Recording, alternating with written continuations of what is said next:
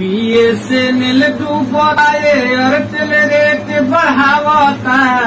BSNL डूबता Airtel rate बढ़ावता। जियो वाला शादी के पैसा यही से सधावता। अरे मोटुआ अपना शादी के पैसा यही से सधावता। अरे पहिले देहलस फ्री रेटवा धीरे धीरे बढ़ावता।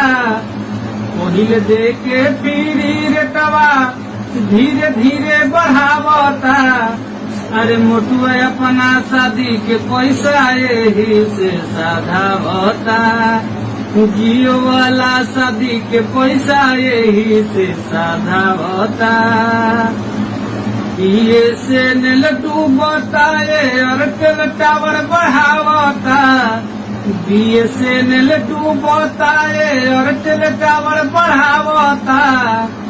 जियो वाला शादी के पैसा यही से सधावता। अरे मोटुआ अपना शादी के पैसा यही से